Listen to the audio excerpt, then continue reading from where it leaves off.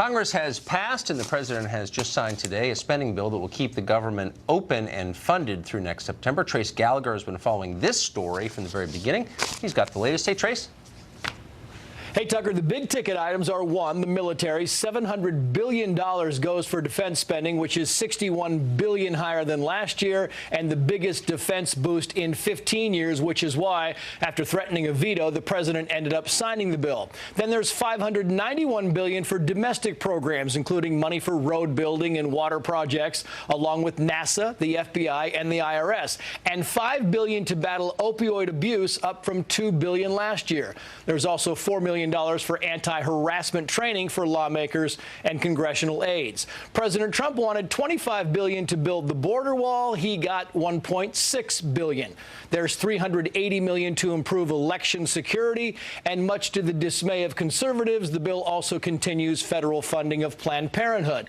And if you missed it, GOP Senator Rand Paul was on a Twitter tear, tweeting things like the sheer size of the bill and that it funds, quote, $12 million for scholarships for Lebanon, $20 million for Middle East Partnership Initiative scholarship programs, $12 million in military funding for Vietnam, $3.5 million for nutrition assistance to Laos, $15 million in developmental assistance to China, and $10 million for women law enforcement officers in Afghanistan. And that, Tucker, is your budget roundup for this Friday.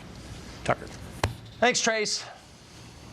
President Trump criticized today's budget bill even as he signed it. The deal is suboptimal, he suggested. It's certainly expensive. The legislation will trigger a $1 trillion deficit or come very close to that. That's great news here in D.C., by the way. The Range Rover dealership outside Washington is probably packed even now at this hour as lobbyists and contractors reward themselves for a job well done.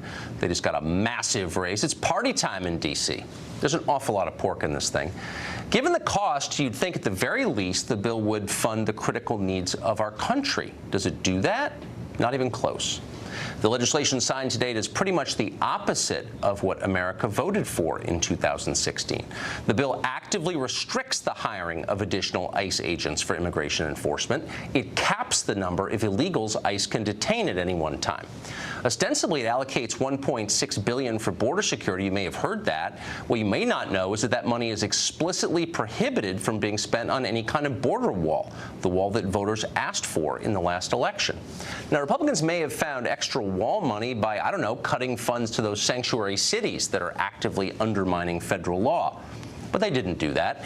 Sanctuary cities will continue to be subsidized just as they always have been. And so, by the way, will the abortion enthusiasts at Planned Parenthood. Republicans repeatedly promised to defund Planned Parenthood, remember? But they're not. They're awarding Planned Parenthood another $500 million in tax dollars. In other words, nothing's changed. It's just gotten a lot worse. The message to the rest of us could not be clearer. Congress does not care about the territorial integrity of the country it runs. The people in charge of both major parties are committed to making sure that we never have meaningful borders of any kind. Anyone who manages to get here will get a job, welfare, health care, education, forever. Meanwhile, middle America continues to die. Those are Congress's priorities. Though in fairness, the bill actually does pay for border security, just not here in America. Jordan, Lebanon, Egypt, Tunisia, they all get American tax dollars to deal with their immigration problems. And congratulations. Also included in the bill is a $10 million chunk to hire female law enforcement in Afghanistan. $10 million for disadvantaged students in Egypt, not Egypt, Maine, Egypt, the country. $12 million to boost the military capacity of Vietnam. And how about China? Our greatest geopolitical and economic rival. Well, the bill gives the Chinese $15 million in development aid, some of which are go to promoting yak herding in Tibet. And oh, on top of all of that, Congress gave itself a pay raise, needless to say. We'd love to have a Republican member of Congress on to explain why exactly we're sending money to China, which is rapidly overtaking us economically. But somehow we can't find any money to secure American borders. And we asked more than a dozen members of Congress to come on the show tonight. They all refused. And of course, you can see why. But here's an idea. Any member of Congress who supports sending tax dollars to China ought to resign from Congress tonight and give up his pension. That's a betrayal of our country. If only we knew who put that in the bill. It's a secret, of course. Members of Congress may not protect you, but they definitely protect each other. We do know that Paul Ryan signed off on that. Of course he did. Well, we're told we need this bill because of national security. But how secure is a nation that has no borders? Well, about as secure as a political party that has no rationale for existing, that treats its own voters like dupes and fools, that ignores election results like they didn't happen. Parties like that don't last long, and they shouldn't. Just a few moments ago, the president issues an order banning most transgender troops from serving in the military. We're going to explain why the president is taking this stand coming up. Also, a new study claiming that the Border Patrol agents don't really want a wall. What? Or you're going to understand once we tell you who's behind this report. Plus, the profanity-laced interview from one of the organizers of tomorrow's gun control march. You won't believe that. And Roseanne floors Jimmy Kimmel with a stinging rebuke over Trump on Kimmel's own show.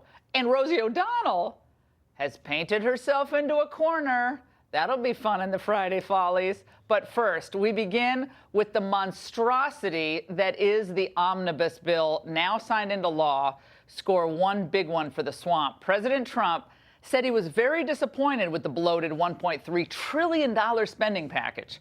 He even threatened this morning, getting our hopes up, that he was going to veto it because it failed to fund the border wall. It did nothing to address DACA. Still, in the end, he signed the bill. I say to Congress, I will never sign another bill like this again. I'm not going to do it again. Nobody read it. It's only hours old. Some people don't even know what it is. $1.3 trillion. It's the second largest ever. So why did no one read it? Well, I realize it's like 2,232 pages long, that's all.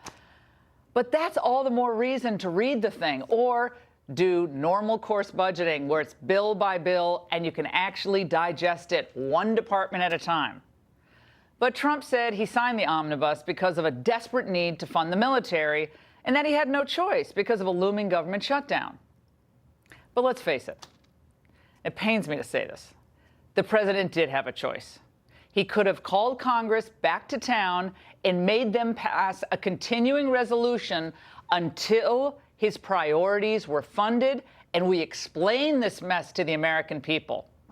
I tried, in vain, to warn him many times this week. An omnibus spending bill is, this is what you have to know, a legislative scam. It's a business-as-usual spendorama at a time when voters expected just the opposite from a president who campaigned against the corruptocrats in D.C. As I see it right now, tonight, the wall's never going to happen. Because as we've dug into this and really looked into this, this bill doesn't fund the wall at all. We can do better. We must do better. Or Republicans do not deserve to be in the majority. Well, voters elected Republicans to both houses of Congress and gave them the presidency to shrink government spending and to shake up the system, not expand government and give in to the system. This is like Christmas for Democrats. I mean, domestic spending goes through the roof. Chuck Schumer's like the cat who ate the canary. He gets his pet rail project. Planned Parenthood, totally funded. Meanwhile, Trump gets a fraction of what he wanted and zero, and I mean zero funding for that big, beautiful concrete border wall. On my radio show this morning, in 3 hours, not a single caller, and I wasn't trying to weed out callers or make it all cute here, but not one wanted the president to sign this legislation. Get that pen, veto that bill, because it's a pork-laden bill. America's a family. It is in debt. That means saying no to some fun stuff, some good stuff, even some popular stuff, so that we can actually have a chance for survival. President Trump, we are with you. The American people are with you, but you need to be with us. Fight for us, President Trump. This bill should be vetoed. I voted for Donald Trump. I was a strong supporter of Trump to stop this sort of thing. And it just needs to be, he's got to take a stand now and stop this. If Trump doesn't veto this bill, he's going to have to write a new book entitled The Art of the Steal. Is this the president's first serious breach with the base? it broke my heart. And I mean, you could ask like my staff. I was really down today. I mean, I felt personally really depressed. I was in a funk because of what happened. I mean, he got our hopes up that he was going to veto it this morning. But then, you know, the military guys was like, you got to fund the military. You're going to kill the military off. And he ends up signing it. And he said he wouldn't do it again. Tell us how this went down.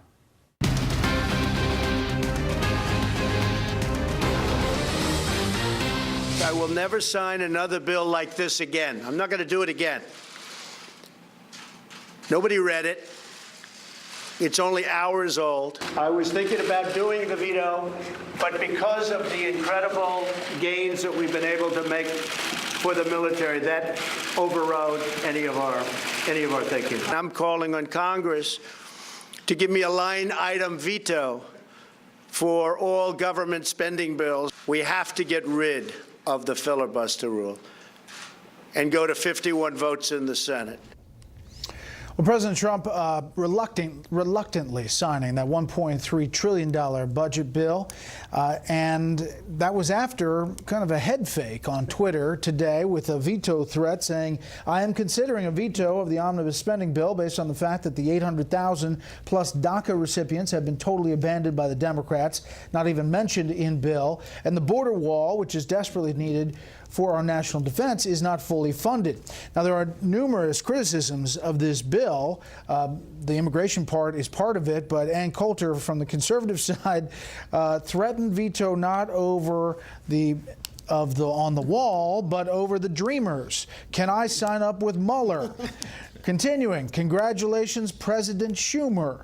And finishing up, I will never sign another bill like this again. Yeah, because you'll be impeached. And Coulter has a unique way of expressing conservative angst about the president's action, but there was some pushback today about the signing of this bill. Let's bring in our panel. Charles Hurt, opinion editor for the Washington Times. Leslie Marshall, syndicated talk radio host, and Tom Bevan, Real Clear Politics co-founder and publisher. You know, Charlie, that tweet really sent people scrambling. Most of Congress had gone home. You saw the Trump tweet. Yes. Right. Yeah. Well, I don't know about the Ann Coulter tweet, too, but we'll talk about that. But the original Trump tweet about well, there could be a veto. Well, and you got a sense from that press conference that he actually had to be kind of convinced by the White House to go ahead and sign it and not actually veto it. He really did seem to be torn about it. But I think come November, if we're looking at a complete wipeout of Republican seats, I think we can look back to this week and see the beginning of that dissatisfaction with voters. I don't know what what reason Republican voters have to vote for Republicans at this point. I have a quick commentary on this big, disgusting, bloated, out-of-control government and this omnibus budget deal. Republicans once again abandoning their core principles, their promises, and really, if you voted for many of them, have completely betrayed you, the American people. Now, GOP lawmakers, they got taken to the woodshed by Nancy Pelosi and Chuck Schumer. Instead of showing spine, backbone, vision, and principles, Republicans folded like cheap lawn chairs. And then as soon as the budget passed, well, they fled Washington. Nancy Pelosi, Chuck Schumer, well, they were laughing at these weak and timid Republicans. Now, Republicans should be ashamed of themselves. At this point, can any of them explain what exactly they stand for? Right now, there's a huge distinction between President Trump and the party that is supposed to have his back. Look at the Heritage Foundation report recently. 64% of President Trump's agenda has been completed faster than Ronald Reagan's 49% in a year, which is pretty amazing because President Trump has had little to no help from the GOP, and the GOP has become visionless and feckless. These Republicans talk and talk and talk a good game for years, but they never follow through or rarely follow through. Remember the promises for 7 years? They're going to repeal, replace Obamacare as soon as they got a chance. That didn't happen. They blew it because deep down inside, many of them were lying. You had 100 House Republicans and a handful of GOP senators. They'd always do their show votes, and they never had, when it mattered, the backbone to back up words with action. The whole thing is disgraceful, and quite honestly, it gives Democrats pretty much everything they wanted, billions in new spending. Meanwhile, the border wall does not get completely funded. Hundreds of miles of wall should be built and built immediately. That's also good politics. And as the president said today, he'll never sign a bill like this again. because the military was so depleted, well, he was angry he had to sign it because this was the only way he felt he can get the money. I personally wish the president vetoed this bill, made them stay in Washington, make them keep their promises. What happened to the Republican Party? Whatever happened to that party that believed in fiscal responsibility? We now need a revitalized second party, Republican Party. They need to go back to their core principles. If they don't, by November, they will have nobody to blame but themselves. I was watching Chuck Schumer and Nancy Pelosi and all these Democrats, and I had some Democrats on this week, and they were in the best mood. They were like, we're getting Planned Parenthood. They were like thrilled. And I said, if I were you, I would be really happy too. And I just said, I got to hand it to you. I never thought this would happen, but I got to hand it to you. This is what Wolf Blitzer said after the president signed the legislation today. Let's watch. He signs this, Gloria, into law, 2,200 pages, even though he says no one has read it, including himself. Right. Which raises the question, why sign something into law that you haven't even read? Well, so he's not getting any credit for it. He signs it. The Democrats like it, but Wolf is right. No one's read this legislation. Rand Paul was tweeting some of it last night, but who knows if he even read the 2,000 pages. This is generational theft of the next generation. Your response?